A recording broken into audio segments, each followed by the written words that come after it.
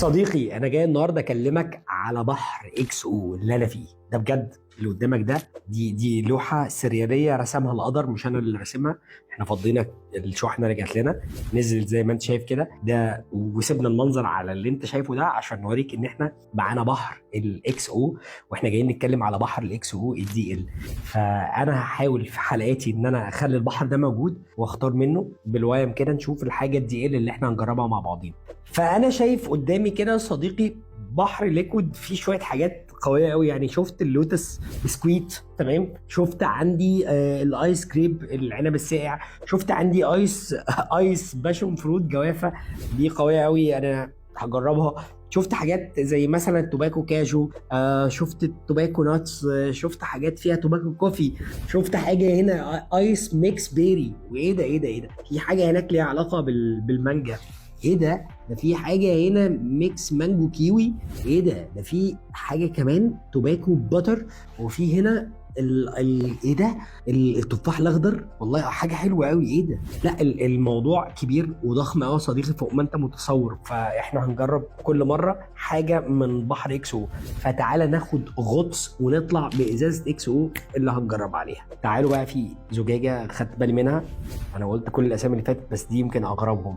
ايس باشون فروت مانجو. فتعالى نشوف الايس باشون فروت مانجو من اكس او بتقول ايه. ده شكل الازازه اهو يا جماعه، فاكهه بتبقى مرسومه على الجنب والتركيز بتاعها دي ال.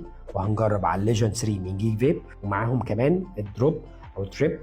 انا بحب التانك ده جدا جدا، احب قوي هذا التانك الار تي اي السب اوم، السهل استخدامه وبنفس الوقت هو زي ما اجيب كارتش 4 من 10 واحطه على اي حاجه مثلا من جيك فيب او من اي شركه واضرب عليها هلاقي نفس الاداء. عشان كده انا عايز الاداء الفير.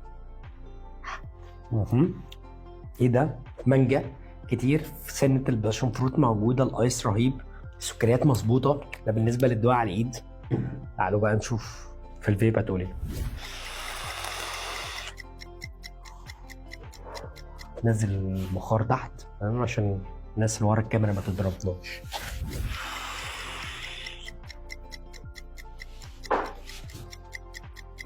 مانجا حلوه قوي قوي قوي بجد، مانجا جنان. انا اول مره في حياتي احس ان انا باكل ثمره المانجا الطبيعيه وفي نفس الوقت متطعمه بالباشون فروت. مش حاسس ان انا ماسك باشون فروت ومانجا وباكل من هنا قطمه ومن هنا قطمه. لا، اكس او وصل هنا في حته عبقريه جدا، ان هو مخلي المانجا طعم المانجا متماشي مع الباشون فروت المحطوط هنا.